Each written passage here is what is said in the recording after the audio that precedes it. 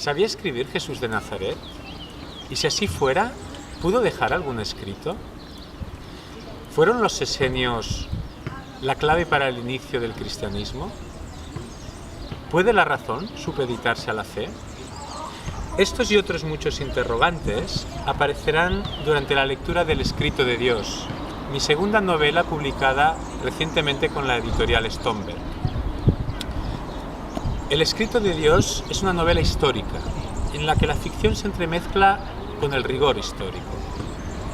El lector descubrirá 3 manuscritos escritos en épocas y en lenguas diferentes, que acabarán teniendo una sorprendente conexión entre sí.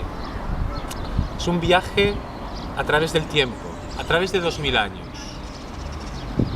Desde las tierras de Judea en tiempos de Jesús hasta nuestros días, pasando por el convulso siglo XIV, en el que descubriremos el entorno de los estudiantes de esas primeras universidades y la confrontación que hubo entre la razón y la fe, entre la filosofía y la religión.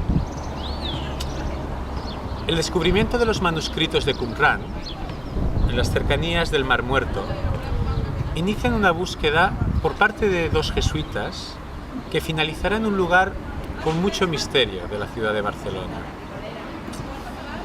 Os invito a participar de este misterio, esperando que disfrutéis tanto más de lo que lo hice yo en la redacción del Escrito de Dios.